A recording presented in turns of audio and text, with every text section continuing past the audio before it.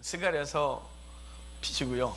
스가랴가 언제 활동했는지 한번 보셔야겠죠. 스가랴가 활동했던 시기, 지난주 우리 학계 봤어요. 이제 한 요번 주 빼고 한 2주면 구약을 마치겠네요. 자, 스가랴 활동 시기 찾으셨죠? 유다 망하고 잠시 포로기 있고, 포로에서 돌아온 사람 스룹바벨, 에스라, 느헤미야 이렇게 연표가 있는데, 그 옆에 스룹바벨 돌아왔을 때 옆에 보면 학계, 스가랴 선지자가 함께 있어요. 그리고 느헤미야가 활동할 때 말라기가 활동하고 있는 것을 볼 수 있어요. 이 포로 후기 선지자. 그런데 우리 지난주에 학계가 활동했던 연도를 봤어요. 1절에 그 1장 학계에서 1장 1절에 다리오 왕 2년 6월, 그죠? 그리고 오늘 이제 스가랴 보면 다리오 왕 2년 8째 달 8월에 활동을 해요. 학계와 스가랴는 2달 차이로 해요. 학계 선지자는 연세가 좀 많으시다 그랬죠? 노인의 선지자예요. 이 스가랴는 젊어요. 심하게는 학자들은 소년이다 이렇게 말할 정도예요. 소년 선지자다 그러는데 제가 명확하게 잘 모르겠어요. 왜냐면 제 근거를 정확하게 봐야 이렇다 저렇다. 하여간 젊은 건 맞아요. 젊은데 그 젊은 정도가 소년까지 갔느냐는 제가 어떻게 잘 모르겠는데요. 어떤 자료를 더 봐야겠죠. 제가 공부가 미진해서. 하여간 이런저런 자료들을 보면 여기 스가랴 선지자는 젊은데 어떤 분은 소년이었다 할 정도로 젊은 선지자였어요. 그래서 그런지 몰라도 학계 선지자는 외적인 걸 다룬다 그랬죠. 그래서 정치적인 시기, 그 다음에 재물에 대한 얘기를 다뤘어요, 주로. 근데 스가랴는 젊은이답게 내면을 다뤄요. 항상 그러잖아요. 항상 세월이 지나면 언젠가는 나이가 들면 다 보수가 되어주고, 젊으면 진보가 지나면 나이 들면 보수가 되어주고, 이렇게 뭐 이런 흐름이 있죠. 뭐 어쩔 수 없는. 그러니까 나이가 들면 이렇게 변화하고 싶어하지 않는 우리들의 모습이 점점 좀 굳어질 것이고요. 하여간 여기 스가랴는 내면을 다뤄요. 내면을. 외적인 것보다 내면을. 그래서 둘이 균형을 이뤄요. 학계 선지자는 외적인 걸, 스가랴는 내면을. 그래서 내면을 다루는데요. 그 내면 속에서 다루는 게 뭐냐면 그들의 두려움, 그리고 그들의 죄책감, 이걸 주로 다뤄요. 그래서 그것을 해결하고 성전 건축에 집중할 수 있도록, 그리고 그분이 어떻게 완성하시는지에 대한 얘기를 해주고, 스가랴서의 또 중요한 부분은 저 뒤쪽에 메시아 예언이 아주 강력하게 있어요. 그러니까 스가랴서는 그 메시아 예언이 아주 강력한데요. 그래서 우리 그 종말론 그리면 뭐 요한계시록도 종말론 그리지만, 하여간 우리 그 이런 종말에 대한 이야기를 다루시는 분들이 많이 다루는 게 다니엘서 후반부, 그다음에 에스겔서, 그다음에 이 스가랴서 부분이에요. 특별히 후반부 많이 다루죠. 그리고 요한계시록 이런 것들을 다루게 되죠. 근데 스가랴서는 아주 그런 상징성이 아주 강해요. 그래서 예수님께서 예루살렘에 입성하실 때 겸손하게 나귀를 타신다 이런 말씀이 9장에 나오고, 그분이 메시아가 오면 감람산에 서신다 이게 14장에 이렇게 나오게 되고, 그리고 이제 오늘 우리가 봐야 될, 오늘 우리가 6장까지만 보려고 그러거든요. 6장까지 보는 8가지 환상 속에서 또 많은 이야기를 던져주고 있어요. 많은 이야기. 그런 이야기들을 좀 보고 이제 이 스가랴가 말하고 싶은 이야기를 우리 하나씩 보도록 하겠습니다.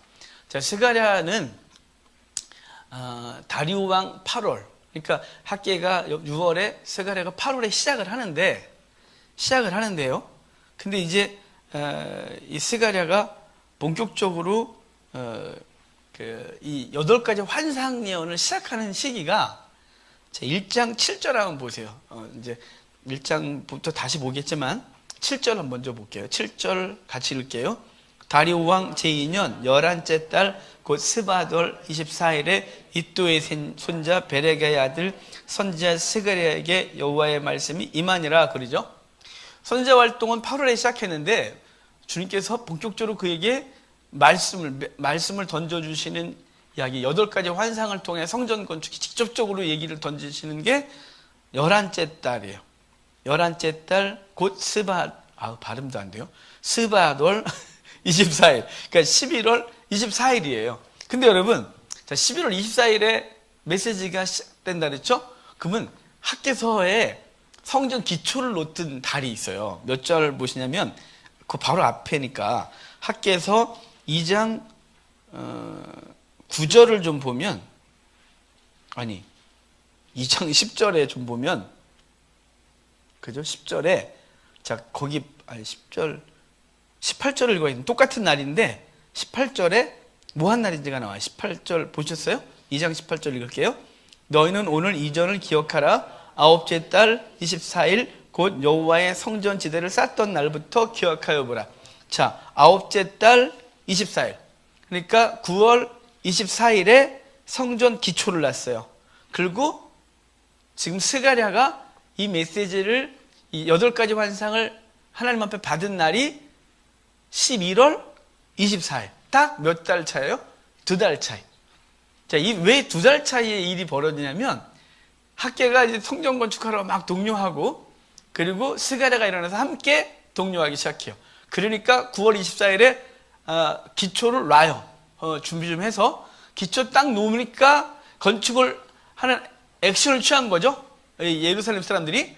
그러니까 어떤 일이 벌어질까요? 당연히 사마리아 사람들이 저것들이 이렇게 되는 거죠. 그래서 고소하고 그리고 이제 혼란스러워지는 일이 벌어지는 거예요. 이 본국에선 바벨론 본국에선 지금 2가지 반란, 특별히 이집트 반란, 바벨론 반란이 가장 강력한 2년 이상 찌른다는데 이 반란 얘기만 나오면 그냥 이유 불문 진압을 하는 텐데 지금 반란 얘기 꺼내면서 사마리아들이 고발을 했단 말이에요. 그러면 이제 예루살렘은 막 두려움이 막 오겠죠? 예, 그러죠. 그럴 때 이 8가지 환상이 주어지는 거예요. 그게 두려워하지 마라. 내가 불성하게 해주겠다. 너의 죄책감을 해결하겠다. 등등등. 이제 그때 벌어진 사건이에요. 느낌이 오셨어요? 자, 지금 다 날짜로 따지는 거예요. 그러니까 여기 정확하게 날짜를 이렇게 학개와 스가랴가 날짜를 던져주고 가면서 계속 해주고 있어요. 그건 비록 우리가 이 날짜에 무슨 일이 있었지? 라는 걸 모르지만, 예? 여기 설명을 안 해주니까, 그래서 여기 뭐 기초 났다, 이건 알고, 여기, 우리 스가랴서에선 11월 24일이 어떤 일인지 잘 모르지만, 뭐 그 다음 달을 12월 24일은 성탄절 전야예요. 그렇다더라, 또 써놓지 마요. 그러니까, 기억하자고요. 하여간, 그렇게 여기 배경이 나오지 않지만, 우리가 에스라서에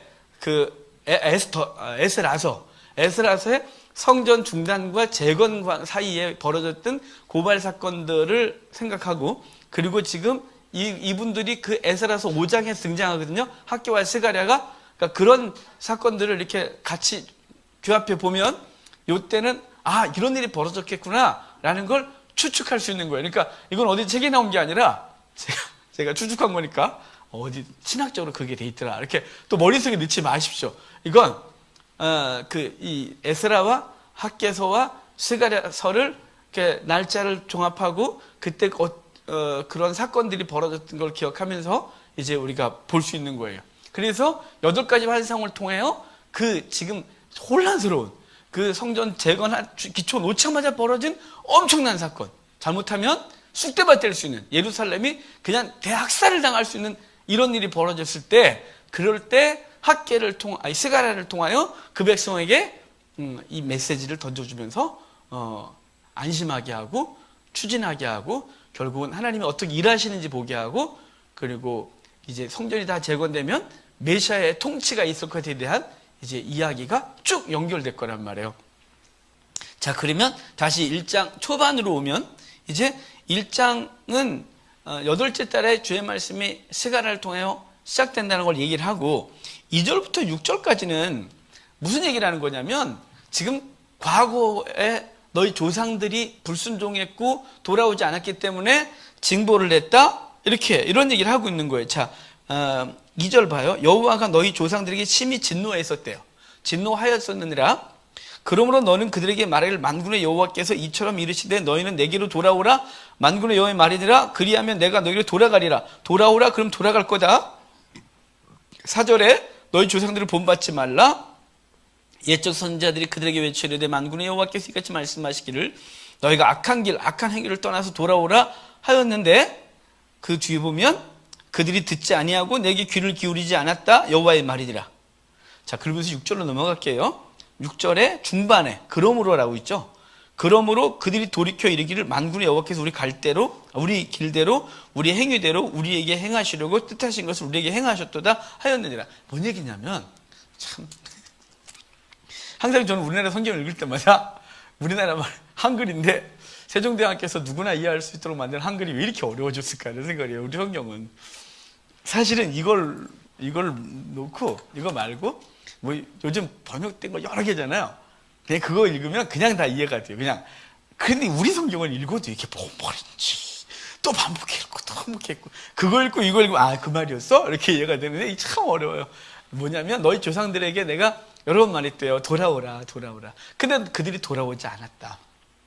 그러로 내가 그들에게 징벌을 했다 라고 말하는 거예요. 그래서 그들이 행했던 길대로 징벌을 받았었다 라고 말하는, 과거 얘기를 하는 거예요. 그러면서 7절에 이제 다리오 왕 제2년 11째 달 스바돌 24일에 스가랴에게 여호와 말씀이 임했어요. 그래서 8절부터 보면 환상이 이제 8가지 환상이 있어요.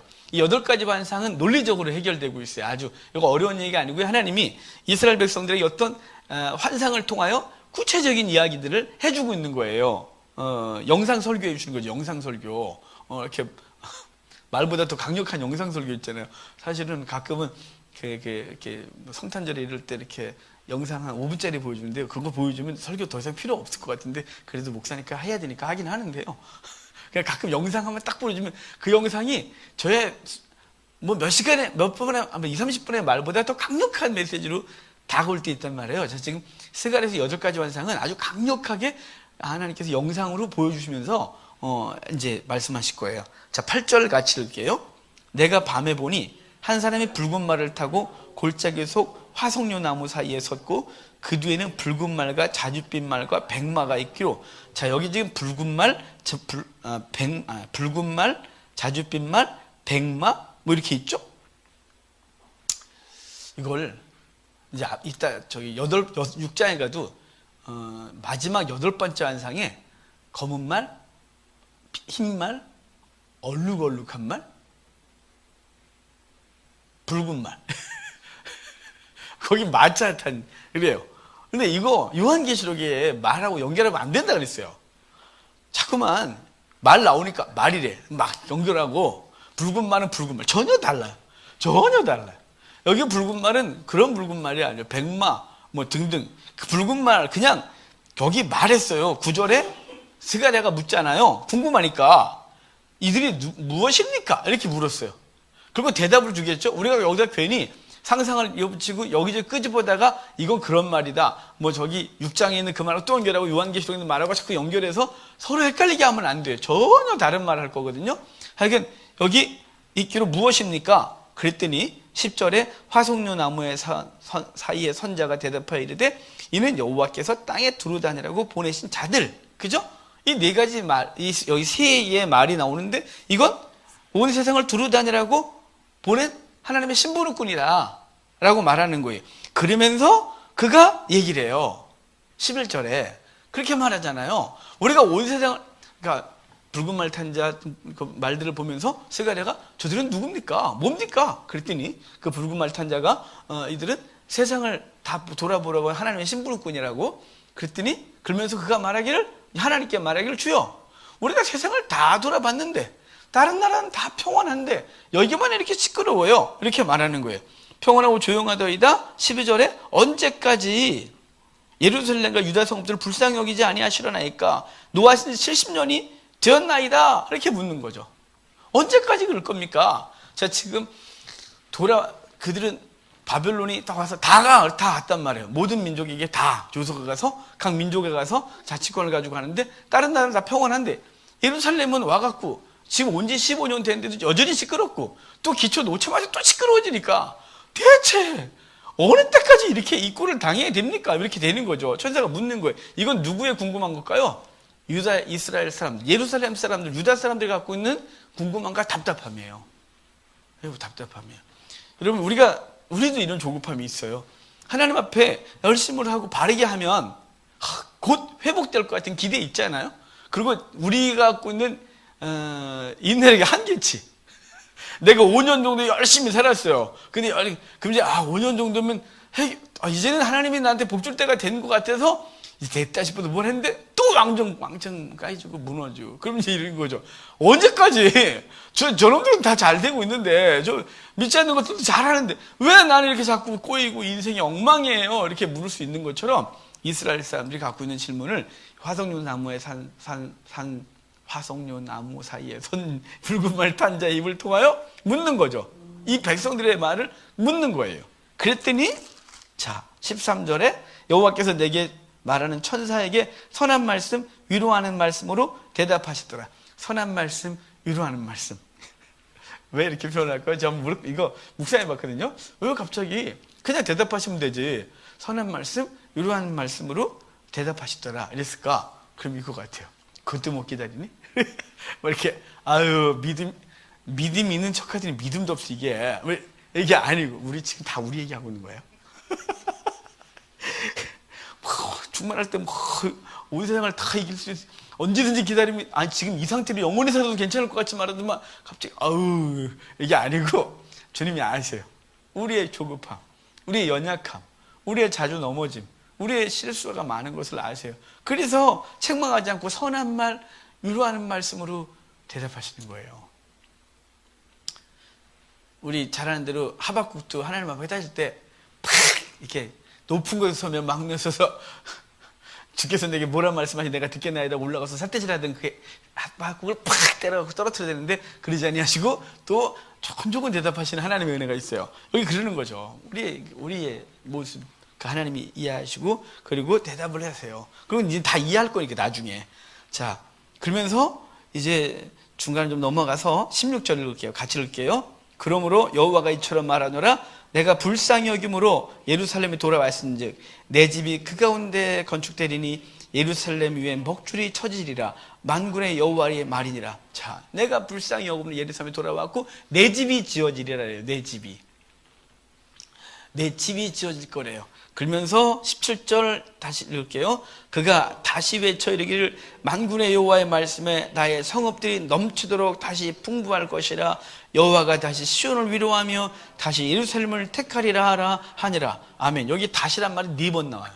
다시 그렇게 할 거래요. 다시 풍성하게 할 것이고 다시 위로하며 다시 택할 것이다. 다시 성읍 넘치도록 할 거다 라고 말하는 거예요. 하지만 현실은 불가능. 현실은 절망. 현실은 아무것도 보이는 게 없고 도리어 현실은 죽을 수도 있다는 두려움이에요. 그런데 주님께서 위로하는 말씀 그리고 선한 말씀으로 하시면서 예루살렘에 돌아왔다. 내 집이 지어질 것이다. 다시 될 것이다 라고 말씀하시고 있는 거예요. 그러므로 우리가 때로는 이 지금 현재 우리의 상황, 한국교회의 상황, 우리 자신, 우리 교회, 우리 삶이 무너져 있고 그리고 소망이 없어 보여도 그분 앞에 서서 그분의 때를 소망하며 그분의 말씀 앞에서 자신을 쳐서 복종시키고 있으면 그분께서 다시 한국교회 다시는 당신의 집을 다시 건축하실 거예요. 다시 풍요롭게 할 것이고 저는 한국교회를 다시 세우실 거라고 믿어요. 어떻게? 몰라요. 여러분의 삶 저도 몰라요. 저 어떻게 알겠어요? 제3주 책임 못 지는 인간이 어떻게 제가 여러분 삶을 이렇게 될 거예요? 제가 그럼 여기 안 있어요. 저 그거 하면서 돈 많이 벌었겠죠. 감사원금 많이 받고 이렇게 제 것도 많이 챙기고 저 그럴 능력 없어요. 그렇지만 하나님께서 뭐라 그랬어요? 여기? 그렇게 하신다는 거예요. 여러분 하나님께서 우리 지금 정말 너무 부끄럽게 무너져 있는 정말 하루가 멀다고 언론에 한국교회가 계속 이렇게 드러나고 있고 그리고 그것을 누구도 손가락질고 할 수 없는 우리의 모습인 것 때문에 정말 어떻게 하면 좋을까? 우리가 그동안 다 행한 것들에 대한 결과물인 거예요. 나는 아니에요? 아니요. 우리 거기에도 동조하고 살았어요. 제가 사역 30년 했어요. 30년 하는 동안 알았건 몰랐었건 내가 그건 모르고 한 거예요. 알고 한 거예요. 상관없이 우리는 다 동조했고 그것에 그렇게 당연히 그렇게 그것이 하나님 뜻이라고 믿고 왔고 그렇게 행했던 것들이 지금 결과로 다가오고 있는 거예요. 그러므로 다 우리 모두의 죄예요. 우리 모두의 죄. 그러니까 하나님께서 그 모든 것들을 깨닫게 하시고 이곳저곳에서 하나님의 말씀 앞에 무릎 꿇은 자들을 통하여 하나님께서 반드시 그분의 집을 다시 재건하실 줄 믿습니다. 자, 18절부터 보면 21절까지 두 번째 환상이에요. 이건 뭐냐면 넷뿔 환상이에요. 사방에서 넷뿔이 딱 등장하는 거죠. 그런데 자, 넷뿔은 뭐라고 해석해 주냐면 19절에 스가랴서는 다 해석해 줘요. 이건 뭐다, 이건 뭐다, 이건 뭐다. 이걸 그냥 퀴즈로 남겨두지 않았어요. 19절 이에 내게 말하는 천사에게 묻되 이들이 무엇입니까? 하니 내게 대답하되 이들은 유다와 이스라엘과 예루살렘을 흩뿌린 뿌리니라. 흩어버린 뿌리니라.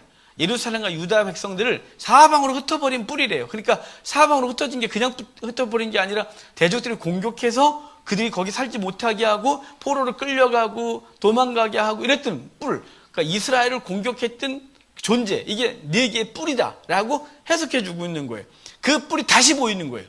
그렇죠? 지금 11월 24일 날 이것이 드러난다 그랬잖아요. 두 달 전에 9월 24일 날 기초를 놨고, 그리고 8월 달에 스가랴가 6월 달에 학계가 일어났고, 그래서 그 백성들이 으쌰으쌰 하면서 감동받고, 그래서 시작했단 말이에요. 시작했더니 뿔이 딱 드러나는 거죠. 그래서 그 뿔이 드러나서 치겠다 이거예요. 역시 뭔가 하려고 하면 또 이래. 우리 항상 이랬어. 주의 뜻대로 살아보려고 하면 항상 이렇게 무너지지, 항상. 이렇게 해요. 제가 한때, 우리 교회가 한 6, 7년? 7, 8년? 한때 너무 어려울 때, 그때 뭔가를 하려고 그러면 무너져요. 그때 너무 이상했어요. 그냥 가만히 널브러져 있으면 아무 일 없는데, 그래, 다시 일어나서 뭔가를 해야지. 오면 또 무너지고. 너무 이상했어요. 뭐 하려고 그러면 공격이 들어오고, 아무것도 할 수 없는 거예요. 아무것도. 그래서 제가 그때, 하나님, 여러분이 다 역사하시니까. 그래서 하나님, 나 아무것도 안 하려고. 나 아무것도 안 하겠다고. 아무것도 안 하고. 그래서 공개했잖아요. 나 항상 안 할 거니까 여러분 감동 받는 대로 알아서 하시라고. 나도 감동 받는 대로 살 거고 아무것도 안 할 거라고. 공식적인 행사 없다고. 아예 움직일 수가 없었어요. 그리고 한 2년 정도 하나님께서 당신이 움직이기 시작하셨고, 그리고 교회가 주 앞에서 어떻게 되는지를 보게 하셨어요. 그때 답답했어요. 뭔가를 하려고 하면 무너질 때 대체 뭘 어떻게 할지 모르겠는 거예요. 이들이 똑같은 상황이에요. 성전을 지켰다고 또 움직이면 항상 그렇기 때문에 15년 동안 아무것도 못했던 거거든요. 좀만 하면 또 움직이고. 근데 이때도 본격적으로 딱 했더니 역시 뿔이 막 오는 거죠. 사방에 뿔들이 공격하는, 그리고 이제 대학살이라는 두려움까지 막 들어올 때 그때 뿔 보여주면서 하나님께서 그 뿔을 부서뜨리는 4명의 대장장을 불러 나와요. 4명의 대장장이 나와. 쇠망치 들고 나와. 그래 놓고 그걸 붙들고 부셔버리는 사건이 벌어지는 거예요. 21절에. 그래서 하나님께서 첫 번째 완상은 내가 왔다. 언제까지입니까? 내가 돌아왔다. 내가 다시 집을 지을 거다. 다시 풍성하게 하고, 그리고 회복시키겠다고 말하고, 그리고 하려고 하니까 대적들이 오는 이것 때문에 두려워 떨 때 넷뿔 환상을 보여주시면서 이건 이스라엘 공격하는 4개의 바람, 그러면서 그것들을 내가 부셔버렸다 라고 말해서 대적들을 해결하시는 하나님의 말씀으로 두 번째 환상이 등장하는 거예요. 세 번째 환상은 이제 2장이죠. 2장에 내가 또 눈을 들어 본즉 한 사람이 청량줄을 들고 뛰어가는 거예요. 청량줄을 들고 가는데 그 사람에게 너 어디 가니? 그랬더니, 여러분 눈으로 보세요. 어디 가니? 그랬더니 예루살렘 성전 짓겠다고 이제 줄 띄우러 간대요. 이제 이렇게 가로 세로 이거 해서 어떻게 지을지를 하러 간대요. 뛰러. 그러니까 다음 천사가 나오면서 걔를 막 불러요. 멈추라고. 그러면서 4절 봐요. 4절 같이 읽게요. 이르되 너는 달려가서 그 소년에게 말하 이르기를 사람과 가축이 많음으로 성곽 없는 성읍이 될 것이라. 이 성곽 없는 성읍이 된다니. 지금 성곽 없는 성읍이 되면 되는 어쩌란 말이에요. 이게 우리 번역이 애매해. 성곽이 필요 없는 성읍이 될 것이다. 그것처럼 많은 사람들이 와서 성곽을 성곽이 넘치도록, 성벽이 지금 요만큼 있는데 성벽을 넘어서서 사람들이 아주 어마어마하게 성벽을 세울 수 없을 정도로 많게 될 거니까, 지금 돌아올 사람이 많으면 그 안에 예배 드릴 자가 많을 거고, 예배 드릴 자가 많으면 당연히 예배당을 크게 줘야겠죠. 성전을. 그래서 성전을 크게 지라고 얘기를 하고 있는 거예요. 자, 6절에 5절도 제가 읽어드릴게요. 여호와의 말씀에 내가 불로 둘러싼 성곽이 되며 그 가운데서 영광이 되리라. 이렇게 말해요. 그러니까 그 걱정하지 말고 넓게 줘. 이렇게 말하는 거예요. 돌아올 자가 많아. 그러면 여기 생긴 것이 뭐냐면 두려움이죠. 아니면 요만하게 질라 그래도 공격하는데 크게? 공격당할 텐데 막 이렇게 말하는 거예요. 또 요즘 이렇게 또 이걸 갖다가 자꾸 현대 교회 예배당 크게 짓는 것에 공격당하는 거 봐라. 이게 다 그래서 공격당한 거 이렇게 합리화하면 안 돼요. 그런 거 합리화하는 거 아니에요. 여기서 지금 이걸 이 성전을 이걸 측량할 줄 많이 최대한 넓게 해라. 돌아올 자가 많음이라. 그리고 그분이 친히 불성각이 될 건 지켜줄게 걱정하지 마. 이 여기서 말하는 성전을 넓게 해라. 이 말은 그 성전이 아니에요. 건물 성전이 아니고 복음 증거 열심히 해서 그 성곽을 넓혀가는 거예요. 성전을 계속 우리의 성전을 넓히고 공동체를 넓히고 공동체를 계속 넓혀가는 거예요. 이 성도의 공동체가 넓혀가면 넓혀갈수록 반드시 공격을 당했거든요. 반드시. 성도들이 쪼그라가지고 숲속에서 우리끼리 신앙생활 하다가 죽을 거야. 공격 안 당해요. 아니, 아무도 알지도 못하고 공격도 안 당해요. 그런데 복음 증거가 강력해지고 적극적으로 나아가서 성도의 공동체, 성전을 넓게 하고 그것을 점점 확장하려 그러면 대적들이 가만 안 있는 거죠. 저것들이 활동적인데 저것들이 움직이기 시작해서 저것들이 또 이래갖고 공격한단 말이에요. 이 복음 증거자들의 두려움. 복음 증거할 때 이것이 성전을 넓게 하려고 하는 그것으로 공격당하려고 할 때 두려워하지 마. 넓게 돌아올 자가 많음이라. 성도의 공동체가 강력해지고 건강해지면 그 안에 들어올 자가 많음이라. 그러니까 그것을 위축받지 말고 그렇게 해라? 두려운데요? 라고 할 때 걱정하지 마. 내가 친히 불성각이 되어주리라. 라고 말해서 성도들의 성곽은, 성도의 공동체의 성곽은 세상적 권력도 아니고 돈도 아니고 인간의 백도 아니고 오직 하나님의 영광밖에 없는, 그분의 돌보신, 그분이 지켜줘야 되는 것이죠.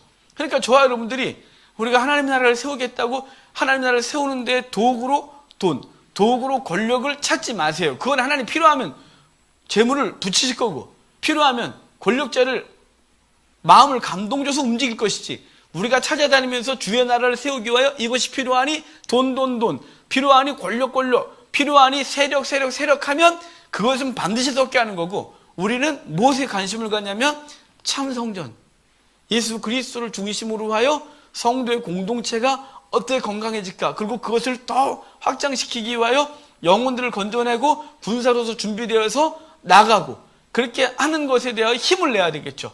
두려움, 공격당했지만 걱정하지 마라. 내가 친히 불성각이 되어주리라 라고 말씀하시는 하나님의 말씀을 들어야 하는 것이에요. 이걸 자꾸만 교회에 들어올 사람이 많으니까 예배당 크게 짓자 그래서 하면 안 되는 거예요. 이거 제가 학교와 스가랴서를 오용해서 자꾸만 예배당 짓는 것에 초점을 맞춰서 가다가 우리 한국교회가 이렇게 된 거예요. 예배당은 성전이 아니에요. 예배당은 성전이 아니에요.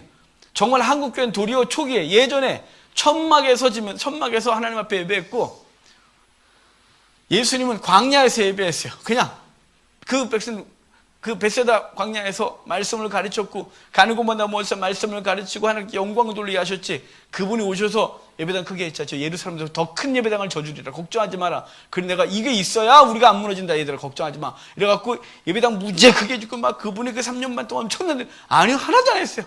하나도. 그분이 유일하게 건축하신 성전이 당신의 심령이에요. 당신 그거 부셔 내가 다시 3일 만에 부활하라. 그래서 당신이 죽으시고 3일 만에 건축하시고 그의 영을 심령 가운데 부어줘 우리 한 사람 한 사람의 성전을 짓는데 힘든 힘을 다하셨고, 그리고 사도들은 그 성도들의 공동체인 성전, 공동체를 지켜야 힘을 다했단 말이에요. 그러니까 이걸 놓치는 순간 우리는 본질을 놓치고 자꾸 비본질에 초점을 맞춰가서 비본질을 초점 맞추다가 비본질이 무너지면 본질도 없어지는 이상한 일을 겪는 거예요.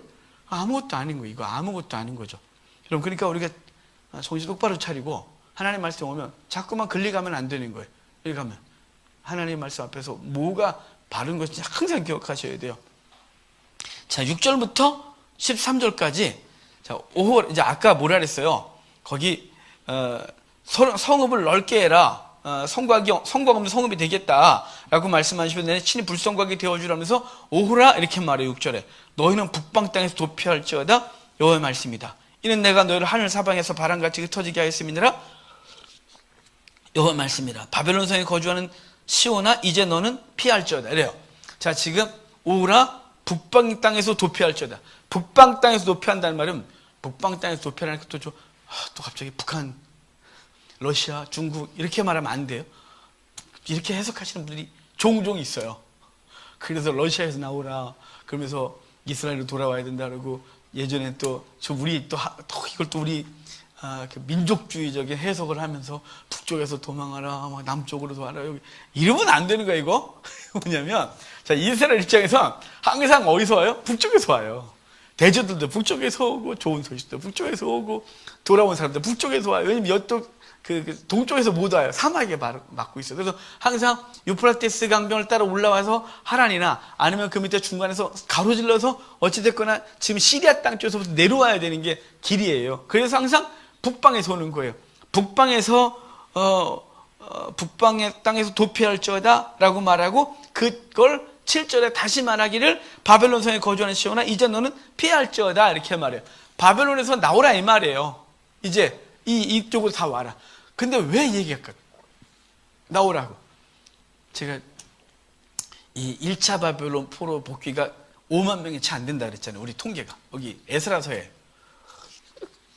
근데 역사학자들은 당시 바벨론에 유대인이 200만 명이 있었대요. 200만 명이 있는데 고레스가 여호와의 백성 된 자는 다 돌아가서 성전 짓고 기도해라 그랬는데 5만 명 돌아왔어요. 아주 적은 수가 돌아왔죠. 하나님의 백성 된 자는 다 돌아가라 했는데 하나님의 백성이 5만 명밖에 안 되는 거예요. 나머지는 안 해요. 그죠? 그 말대로 하면. 그런데 5만 명 갖고는 이게 안 되는 거죠. 이 예루살렘 주변에 정착하게 살면서 도시 기능도 안 되고 자체 방어도 안 되고 정말 너무너무 처절한 상황이 되는 거예요. 그래서 그런 상황에서 성전을 재건하라 그러고 이제 넓게 해라. 돌아갈 자가 많음이라 라고 말하고 바벨론을 향하여 나와라 거기서. 바벨론 나와라 라고 말하고 있는 거예요. 바벨론 나오라 그러는데 왜 바벨론에 있을까? 그들이 너무 편해요 거기가. 바벨론은 당시 최고의 도시예요. 최고의 도시. 지금 우리로 하면 우리 서울이죠. 서울에 온갖 문화와 이 모든 게 다 있어요. 그런데 갑자기 하나님께서 우리에게 말씀하시기를 너는 저기 강원도 꼴짜기에 가서 거기서 뭘 해라 그러면 주여 거기 병원도 없고 극장도 없고 먹을 데도 없고 아무도 만날 사람도 없고 주여 그래 되지 않겠어요? 그처럼 여기 온 거예요. 그러니까 지금 안 와요. 자, 이걸 선지서 예레미야에서 이렇게 말했어요. 바벨론에서 나오라 라고 말했고, 우리 잘 아는 요한계시록에서 요한계시록 18장에 보면 너희는 바벨론에서 나오라 이렇게 말해요. 왜냐하면 바벨론은 멸망할 거예요. 왜 바벨론이 있을까요? 거기가 편하거든요. 거기가 모든 게 있거든요. 우리가 왜 세상 바벨론에 머물러 있고 하나님 앞에서 온전히 못 쓰나요? 세상이 너무 좋거든요. 세상에 이렇게 적당히 발을 들어놓고 있는 것만큼 우리를 편안해지게 할 수 있는 게 없어요. 거기 떨어져 나오는 순간 우리는 너무 힘들어지거든요. 그래서 여기 나오라 라고 말하는 거예요. 그러면서 11, 12, 13절 볼까요? 같이 읽을게요. 그날에 많은 나라가 여호와께 속하여 내 백성이 될 것이요 나는 내 가운데에 머물리라. 내가 만군의 여호와께서 나를 내게 보내신 줄 알리라. 여호와께서 장차 유다를 거룩한 땅에서 자기 소유를 삼으시고 다시 예루살렘을 택하시니 모든 육체가 여호와 앞에서 잠잠할 것은 여호와께서 그 거룩한 처소에서 일어나심이라 하라 하더라. 돌아와라. 예루살렘에서 여호와께서 일어날 것이다. 거룩한 처소가 될 거다. 바벨론 아니 너희 나와라 거기서 이렇게 말해주고 있는 거예요. 스가랴서는 굉장히 이렇게 메시아관 그리고 종말론적인 가치관을 많이 갖고 있다 그랬죠. 예고적인 얘기가 바로 이렇게 말하고 있는 거예요. 자, 3장에 오면 이제 네 번째 환상이 나와요. 네 번째 환상은 뭐냐면 더러워진 대제사장이에요. 여기 천사 앞에 서 있는 대제사장인데 그가 대제사장 여호수아가 서 있고 그 오른편에 사단이 서서 대적을 해요. 그래서 막 뭐라고 하는 거예요. 대제사장이 더러워져 있대요. 뭔지 잘 모르죠. 대제사장 여호수아인데 이 사람이 뭔 죄를 져서 더러워졌는지는 잘 몰라요. 하지만 에스라서 10장에 통혼자 명단이 있거든요. 통혼자 명단들이 있는데 거기 처음에 제사장 여호수아도 여호수아의 가문도 그 죄를 졌어요. 근데 거기에 대자가 안 붙어갖고 이 여호수아 제사장 여호수아와 이 사람이 동일 인물인지를 잘 모르겠지만 중요한 것은 객관적으로 여호수아는 죄를 졌어요. 누구나 아는 죄. 그래서 그는 제사장 역할을 못하는 상황이 된 거예요. 그래서 사단이 참소하는 거죠. 성전을 지금 뭐 하겠어요? 제사장이 더러운데. 그래서 막 그러니까 거기 뭐라 그래요? 2절에 내가 너를 책망하노라. 내가 너를 책망하노라 그래요. 너를 책망하노라. 예루살렘을 택한 여호와께서 너를 책망하노라. 그러면서 이는 불에서 꺼낸 거슬린 나무가 아니냐 하실 때, 불에서 꺼낸 거슬린 나무는 여호수아가 더러운 죄가 불에서 거슬렀다는 건 이것이 이제 불에 거슬린 나무 같고는 아무것도 알 수 없는데 바로 그 일을 얘기를 하면서 한 거예요. 4절에 보면 이제 옷을 벗겨라 라고 말하고 그 옷을 벗기고 새 옷을 입혀요. 거기 4절 중반에 보면 내가 내 죄악을 제하여 버렸으니 내게 아름다운 옷을 입히리라 그래요. 대제사장 여호수아의 죄는 스스로 버린 게 없어요. 그냥 그분이 사단에 참소를 하고 주님께서 책망하시고 벗겨. 그래서 그 옷을 벗기고 아름다운 옷을 입혔어요. 여러분, 주께서 우리를 구원하신 것은 우리가 우리의 거룩한 의의 옷을 스스로 만들어 입거나 얻은 게 아니라, 쟁취한 게 아니라 우리는 아무것도 할 수 있는 게 없었고 예수님께서 우리의 죄를 대신하여 죽으시고 그래서 그의 옷을 덧입게 하셔서 그분 앞에 선 거죠. 그래서 서 있고 5절에 보면 정결한 관을 씌우소서라고 스가랴가 말해서 대제사장 여호수아가 완벽해져. 이제는 대제사장으로서의 복장을 갖추게 되는 거죠. 그리고 그는 이제 그 천사 앞에 서게 됩니다. 그래서 아까 죄인의 자리에 서 있던 스가랴는 이 대제사장 여호수아는 지금 사단의 입을 막으신 하나님, 그리고 그의 더러운 옷을 벗기시고 의의 옷을 입히시고 면류관이 씌워져서 그로 하여금 다시 그 일을 감당하게 하시는 하나님 은혜 가운데 있게 있단 말이에요. 여러분, 우리가 종종 사단의 참소가 우리를 하나님 앞에 서지 못하게 해요. 우리를 아무도 몰라요. 사람들이 아무도 모르는 우리만의 연약함이 있어요. 뭐 객관적으로 우리가 도덕 윤리적으로 드러난 죄가 그거야 뭐 다 알 수 있겠지만 교회 생활을 오래 하면 절제를 할 줄 알고요. 그러고서 이게 좀 그러지군요. 위선도 잘 아주 기술적으로 위선을 떨죠. 저나 우리 모두가. 그렇지만 사단의 참소를 막을 방법이 없어요. 왜냐하면 그놈이 너무 잘 알아서 너 같은 게 목사냐? 너 목사야? 라고 할 때 우리 얼마나 힘들어요. 그럴 때 그분의 말씀을 들으셔야 돼요. 그분이 우리의 죄를 다 씹어 죽으시고 우리를 용서하시고 새 옷 입혀서 다시 그 역할을 감당하도록 하나님이 세워줬다는 사실을 기억하고 우리가 하나님 앞에서 항상 다시 서는 귀한 은혜가 있기를 바라요. 사실 저와 여러분들이 어떤 자격으로 우리 앞에 설 수 있겠어요? 저요? 저는 쓸 자격이 없어요. 정말 없어요. 그렇다고 제가 일일이 다 얘기하면 안 되잖아요. 안 되죠. 그걸 어떻게 다 얘기해요. 저의 못된 모습들을, 제 속에 있는 죄악들을, 제가 지금까지 살면서 진 죄들을 다 어떻게 얘기하겠어요. 입에 담기도 부끄럽고 그것을 드러내는 순간 저는 여러분이 저를 보기나 하실까요? 만나고 싶어 하지 않을걸요. 저 더러운 놈. 그리고 사단이 죄 속에서 어릴 때부터 지었던 많은 죄들 앞에서 막 참소한단 말이에요. 그럴 때 하나님이 시끄럽다.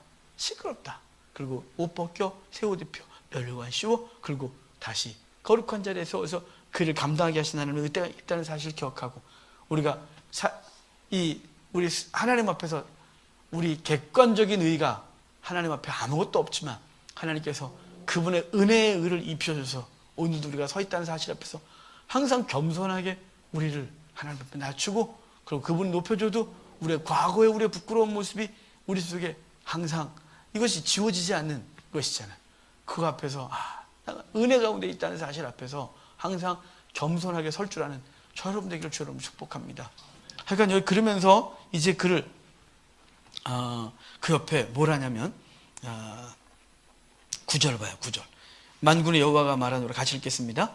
만군의 여호와가 말하노라. 내가 너 여호수아 앞에 세운 돌을 보라. 있느니라 내가 거기에 새길 것을 새기며 이 땅의 죄악을 하루에 제거하리라. 10절도요. 만군의 여호와가 말하노라. 그날에 너희가 각각 포도나무와 무화과나무 아래로 서로 초대하리라 하셨느니라. 아멘. 여기 여호수아 앞에 돌을 하나 세웠대요. 이 돌을 세웠대요. 이 돌을 세웠는데 그 돌에 7눈이 있대요. 7눈. 7눈은 4장 10절에도 7이다, 7눈이다 이렇게 말해요. 이 7눈 바로 계시록에선 7영, 7촛대, 7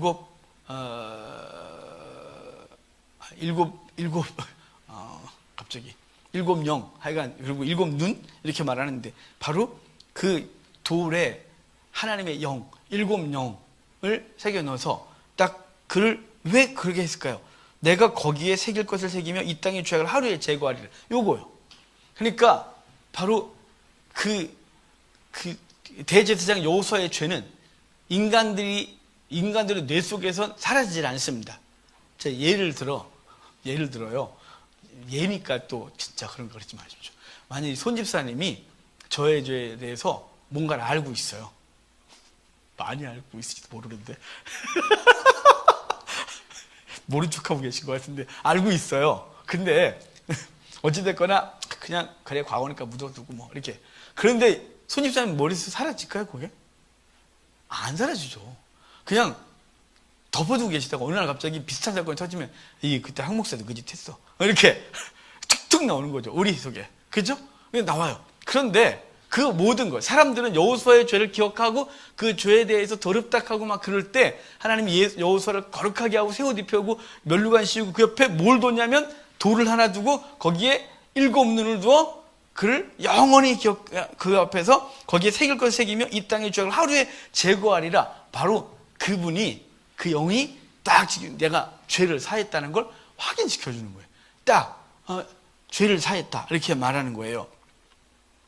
여러분 이게 여호수아 24장 26절에도 돌이 하나 나와요. 여호수아 24장 맨 마지막 장이거든요.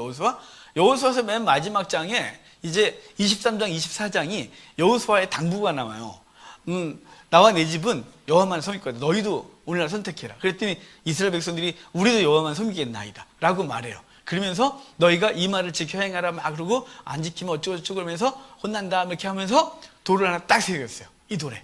그러니까 여호수아가 세웠던 돌은, 여호수아를 통해 세웠던 돌은 신명기적 사관이에요. 지키면 살고 안 지키면 벌 받는다. 이런 돌을 딱 세운 거예요. 그 돌과 대조된 이 돌이에요. 이 돌은 그 율법의 잣대로 가지고 사람들이 받고 있던 평가와 하평가를 물리치는 돌이 스가랴서에 있는 이 돌이에요. 대제사장 여호수아에 있는 이 옆에 있는 돌은 이 모든 죄에 대해 내가 도말했다. 내가 다 제거했다. 모든 죄를 내가 제거했다 그러잖아요. 거기 하루에 제거했다. 하루에 제거했다 라고 말하는 거예요. 하루에 싹 이 땅의 모든 죄악을 하루에 제거했다 이렇게 말해요. 그래서 더 이상 그 앞에서 죄가 있다 없다 말 못한다 이 말이에요. 그분의 영이 딱 지키기 위해서 뭔 소리야 지금 시끄러 이렇게 말할 거고 내가 흰 옷 입혔어 이러면서 증거로 그분의 영이 딱 우리 속에 거하시는 거예요.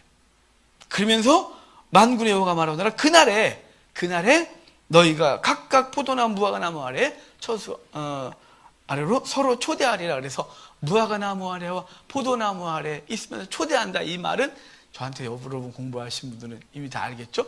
왕상 4장 25절에도 나오고 미가서 4장 4절에도 요한복음 1장 48절에도 이런 표현이 있어요. 이것은 회복에 대한 예언이라고요. 하나님께서 회복시켜 주시면 각각 자기 무화과나무와 각각 자기 포도나무 아래 앉을 것이다. 이런 표현이에요. 이 표현은 계속 반복되고 있는 거예요. 바로 이 말은 그 회복에 대한 은혜를 허락하시면서 이제 그 죄가 있으면 무화과나무 아래 못 있겠죠. 왜냐하면 신명기사관은 뭐냐면 죄가 있으면 망하고 쫓겨나고 끝나고 죄가 없어야 하나님 복 주시고 그런데 그 돌과 상대된 이 돌은 무슨 돌이에요? 죄를 다 도말한 돌이에요. 그리고 없다 이 말이에요. 그래서 그날에 그렇게 되어지는 날에 하나님 예수 그리스도의 희생으로 우리의 모든 죄를 도말하면 우리는 다시 심판 가운데 있는 것이 아니라 내 무화과나무 아래 포도나무 아래 앉아서 각각 서로 초대하면서 아름다운 영적 교통이 있을 것에 대한 회복에 대한 예언이 이 스가랴서 이 대제사장 여호수아의 환상에서 등장하고 있는 거예요. 자, 4장으로 넘어가면 이제 순금등대와 두 감람나무 환상이에요. 순금등대가 이렇게 있는 거예요. 순금등대에 2절, 3절 여러분 눈으로 보면 순금등대가 이렇게 있고 그 옆에 감람나무 두 그루가 서 있어요. 그리고 그 감람나무와 순금등대 사이에 관이 연결됐어요. 파이프가. 예? 관이에요, 관. 거기 7관이 있다 그러잖아요. 7관. 7초 때니까 거기 그 감람나무로부터 7관을 쫙 해서 그게 기름을 계속 공급받는다는 뜻이에요. 파이프를 통해서. 그래서 파이프에서 계속 공급받아서 이 일곱 금초 때는 계속 불을 밝힐 거예요. 이 일곱 금초 때는 뭘 상징하냐면 예루살렘의 성전의 회복과 예배가 있을 것을 말해주고 있는 거예요. 근데 뭘 통해서 이것이 이루어질 거냐? 바로 두 감람나무.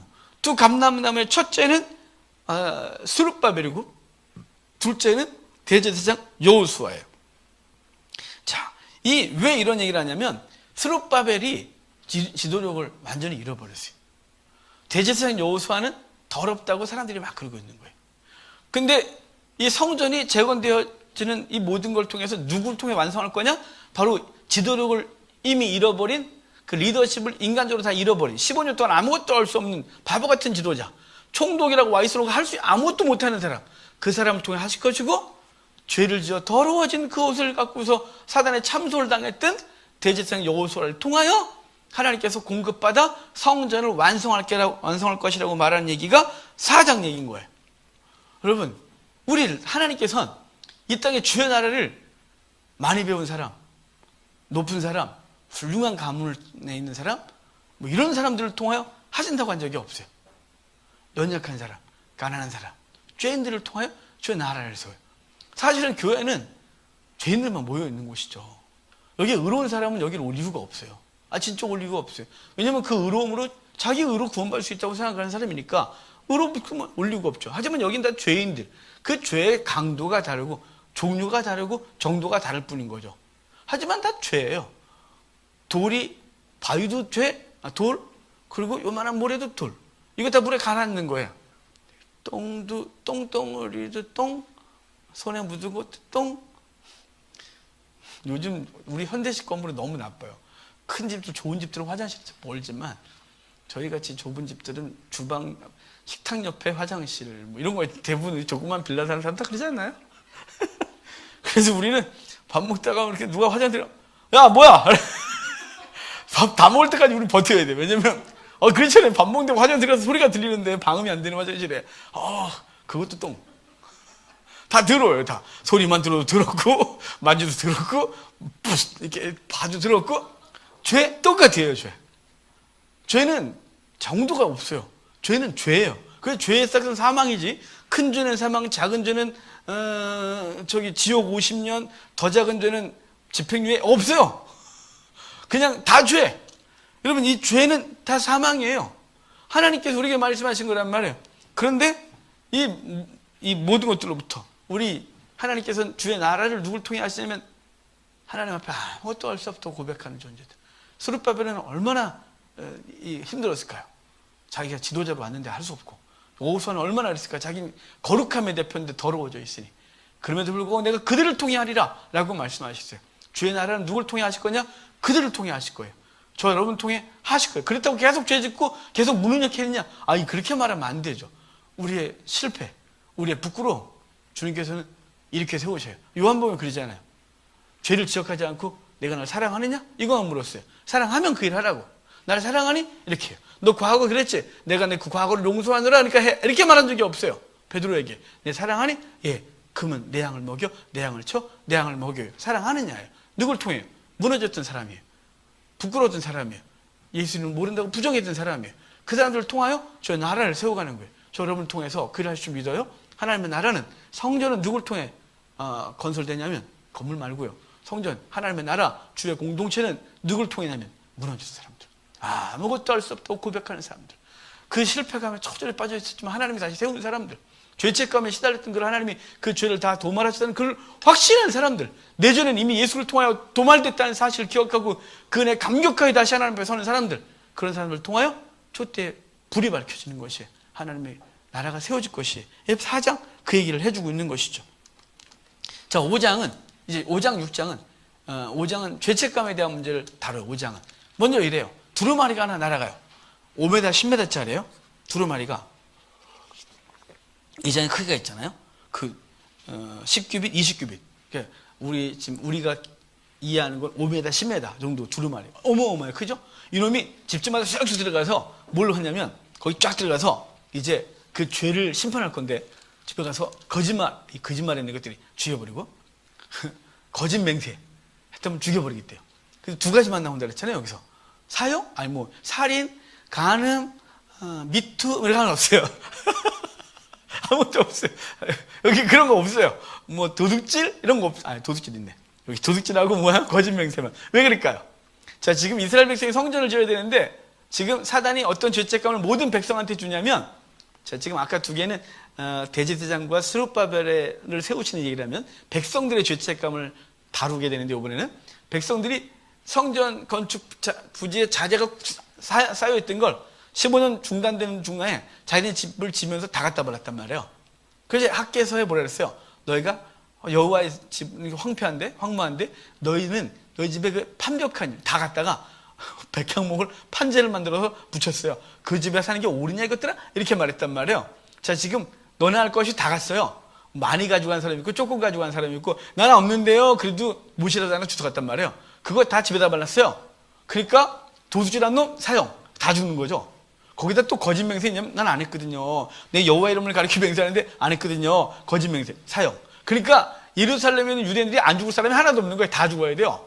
끔찍하잖아요. 여기 들어와서 사형 그러니 이 두 가지만 해당되는 거예요. 지금 성전 건축 하려 그러니까 얼마나 찔려요. 불편하고 이랬던 놈이 내가 어떻게 성전을 이랬을 때 그러고 나서 그 다음 해결하는 문제가 뭐냐면 에바 속에 있는 여인 환상이에요. 에바가 이렇게 있어요. 근데 거기 여인이 에바 속에 있대요. 에바는 뭐 이렇게 항아리 같은 병이에요. 그 안에 여인이 들어가 있대요. 근데 여인을 뭐라고 하냐면 악이다 이렇게 정의해줘요. 아예. 자, 8절에 그죠? 6절, 7절, 8절에 에바 속에 한 여인이 있는데 그 여인을 뭐라고 정의하냐면 악이다. 악. 지금 위에 악은 뭐였어요? 거짓말? 거짓 맹세. 도둑질? 거짓 맹세. 그죠? 그 악이 있으면 사형이었단 말이에요. 근데 그 악이란 그 여인을 에바 속에 넣어놓고 이건 악이다 이렇게 말해요. 그러니까 납뚜껑으로 확 덮어버렸대요. 납뚜껑으로 덮인 건 안에서 못 연다 이 말이에요. 납이 무겁잖아요. 비중이 무거우니까 납뚜껑으로 딱 덮여서 이 안에서 여인이 스스로 나올 방법이 없어요. 그런데 천사들이 탁 날아오더니 에바를 탁 받들고 들고서 쫙 신할 땅으로 날아가서 집을 지우고 그 안에 넣어놓고 여기 살아. 그리고 냈대요. 끝났대요. 뭐일까요? 악을 멀리 던진 거예요. 악을. 그리고 악이 거기가 좀 불편하면 너무 불편해 올 텐데 너무 편해 거기가. 그래갖고 거기서 영원히 산대요. 자, 죄에 대해서 주님 뭐라 했어요? 깊은 바다에 등 뒤에. 그리고 영원히 기억하지도. 그래서 집 쫓고 안 오는 거예요. 지금 죄를 도말했다. 백성들의 죄책감 사라지게 한 거예요. 이 사건을 통해서. 그리고 6장에 이제 마지막 환상이에요. 네 병거 환상이에요. 네 병거 환상은요. 여기 구리단 사이에 네 병거가 있대요. 2절, 3절 보면 붉은 말, 둘째 병거는 검은 말, 셋째 병거는 흰 말, 넷째 병거는 어롱지고 건강한 말. 요한계시록 4개의 말하고는 좀 다르죠? 하나가 달라요. 하나. 요한계시록에는 청황색 말이 있었는데 여긴 어른지고 건강한 말이래요. 그러니까 이것도 요한계시록과 연결하면 안 돼요. 절대 안 돼요. 왜냐면 이게 전혀 다른 얘기를 할 거거든요. 그런데 이들은 누굽니까? 그랬더니 5절에 뭐라 그래요? 천사가 대답하여 이르되 이는 하늘의 네 바람인데 온 세상에 주 앞에 서 있다가 나가는 것이라 하더라. 이것도 하나님의 심부름꾼들이라 이 말이에요. 온 세상에 다니는 바람. 하나님의 심부름들, 이 하나님의 영들이 이렇게 영에 대한 표현인 거죠. 여기. 그러면서 검은 말은 북쪽 땅으로 나오고 흰 말은 그들을 따르고 다른 말들은 뭐 어루지는 남쪽 땅으로 건강한 말은 나갈 땅을 두루다니라고 했대요. 근데 여기 지금 검은 말과 흰 말이 북쪽으로 간대요. 북쪽으로. 자, 아까 예루살렘 그 청량줄을 든 자 나가면서 나갈 때 두 번째 천사가 넓게 해. 그러면서 돌아올 자가 많다. 그 연기 다음에 북방에서부터 돌아올 자들 바벨론에서 나오라 라고 했단 말이에요. 자, 지금 검은 말이 그 북쪽으로 가고 있는 거예요. 근데 백마가 끄는 마차가 뒤를 따라간대요. 자, 검은 말이 먼저 가는 얘기 볼까요? 검은 말이 간 건 뭐냐면 사망의 소식이에요. 역사적으로 뭐냐면 자, 에스라서에 조서가 쓰인다 그랬잖아요. 사마리 애들이 얘네 또 시작한대요. 조사해보세요. 얘네 역사적으로 반란을 잘 일으킨 민족이에요. 얘네 성전 짓고 성을 건설하면 이것들이 또 반란을 일으킬 거야 라고 해서 이제 반란 얘기가 나오면 이 정말 아주 예민한 때 이런 얘기를 딱 하는 거죠. 이건 거짓말이 쫙 딸려가는 거예요. 그렇게. 근데 그 뒤에 흰말이 막 따라간대요.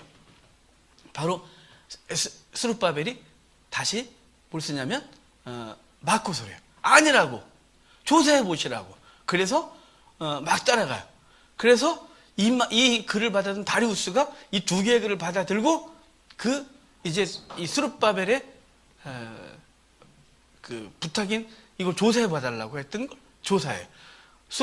지금 스룹바벨과 다리우스는 절친이었다 그랬잖아요. 사마리아인들이 친구를 고소했어요. 내 친구를. 그럼 내가 이거 가만둬 두겠어요? 어떡하지? 근데 친구도 또 한 거죠. 조사해 봐달라고. 그렇지 않다고. 그래서 적극적으로 찾아서 메디아에 있는 앙메다 궁에서 서판을 발견하고, 아니네, 고레스가 명했던 건데 멈췄구나. 그래갖고 다시 그게 돌아오는 거예요. 돌아와. 그래서 바벨론으로부터 그 좋은 소식이 돌아와서 성전을 재건하게 되는 이야기를 하는 게 마지막 말 환상이에요. 검은 말 앞에 따라가고, 앞에 가고, 백마가 끄는 이것이 막 따라가는 거죠. 다른 것들은 옆으로 사방으로 퍼져서 이제 강하고 뭐 이런 얘기를 좀 하고 있다면, 좀 중요한 건 북쪽으로 간 말이에요. 바로 그것들이 이를 이루는 거죠. 그래서 8절에 뭐라 그래요? 같이 읽을게요. 그가 내게 외쳐 말하 이르되 북쪽에서 내 영을 쉬게 하였느니라 하더라. 아멘. 북쪽으로 나간 말들이 내 영을 쉬게 했다. 이 말은 내 영이 편안해졌다. 하나님의 영이 이제 만족한다. 하나님의 영이 쉼을 얻었다. 이 말은 북쪽으로 나간 말들 때문이래요. 검은 말이 가고 흰 말이 갔어요. 이 두 개의 말이 갔기 때문에 성전이 완성되어져요. 검은 말이 안 갔으면 백마도 안 가고, 그랬으면 성전도 지어지질 않아요. 진짜 학구방 같은 성전 짓 거예요. 산에 가서 나무에다가 대충 졌을 거예요. 돈이 없으니까요. 아무것도 없었어요. 근데 검은 말이 가서 고발하는 바람에 백마가 따라가서 아니라고 말해주고, 그래서 스룹바벨이 다리오 왕이 맞네. 그래갖고 다 보냈잖아요. 에스라서에 보면 그 돈도 보내고, 그 다음에 기물을 다 보내고, 그리고 이제 주변 나라들한테 공문 보내서 세금 걷어서 본국으로 보내지 말고 예루살렘을 보내.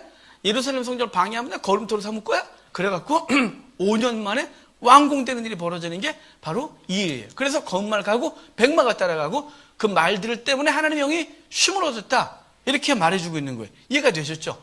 그래서 이 8가지 환상은 먼저는 언제까지요? 왔다. 두려움, 넷불, 걱정하지 마라. 부셔버렸다. 이 청량천자제가 막 하니까 넓게 해라. 두려워, 걱정하지 마라. 내가 친히 불성각이 되어주리라. 대제사장 여호수아 그 죄를 뒤집어 다 벗겨 새 옷 입혀 면류관 씌워 그 옆에 돌이 있고 내가 그를 지키리라. 그 모든 죄악을 영원히 도말했다는 사실에 대하여 기념으로 딱 세워버렸어요. 아무도 거기서 반항하지 못하도록 그냥 그 돌이 그 죄를 다 살했다고 알려주는 쌓이는 거죠. 절대 변개할 수가 없는 거예요. 그리고 금초대를 통하여 두 감람나무 스룹바벨과 여호수아를 통하여 성전 재건할 거다 라고 하는 지도자에 대한 얘기를 2개 해주고, 백성들의 죄책감이었던 이제 두루마리 통해서 모든 집마다 들어가서 거짓말, 그 다음에 도둑질, 거짓명세 사형 그랬는데, 그 다음에 에바 환상을 통하여 악이다. 그리고 신할 땅으로 갖다 집 져주고 끝냈다. 더 이상 백성들의 죄는 없다 이 말이에요.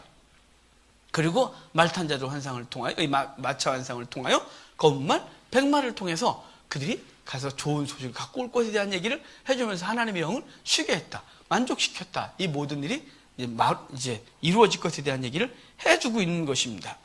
그러고서 이제 9절부터 15절까지 바로 바벨론에서부터 새로 돌아온 자들을 통하여 이제 그 집에 가서 금과 은을 달라고 하여 은을 갖다가 그 면류관을 만들어 대제사장 여호수아에게 씌워주어 대제사장 여호수아의 면류관 씌워주는 것에 대한 실제 사건을 통하여 이 일이 벌어지는 것을 말해줘요. 그리고 15절 마지막으로 읽을까요? 같이 읽겠습니다. 먼데 사람들이 와서 여호와의 전을 건축하리니 만군의 여호와께서 나를 너희에게 보내신 줄을 너희가 알리라. 너희가 만일 너희의 하나님 여호와의 말씀을 들을진대 이같이 되리라. 아멘. 8가지 환상을 통하여 말씀하시고 먼데 사람들이 와서 예루살렘 성전을 지을 거다. 너희가 내 말을 지키면 내 말을 들을진대 이 같은 일이 벌어질 거라고 말씀해 주고 있는 거예요. 여러분, 이스라엘이 한 거 있어요? 없어요. 예루살렘과 유다 사람들이 성전을 재건할 능력이 없어요. 제로예요. 제로. 환경도 아니에요. 정책 배경도 아니에요. 재물도 없어요. 능력도 없어요.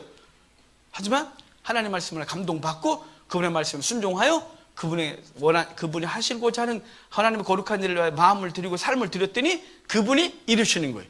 지금 우리는 무엇을 해야 되냐면 하나님의 나라를 세우는 성전, 눈에 보이는 성전 말고요, 거룩한 영적 성전들, 심령을 세우고 하나님의 그 교회 공동체들을 강하게 하는 일에 우리 자신을 드리고 하나님 앞에서 이렇게 서는 자들을 통하여 그 말씀을 지켜서는 자를 통하여 그 일이 이루어질 거라고 주님 말씀하고 있는 거예요.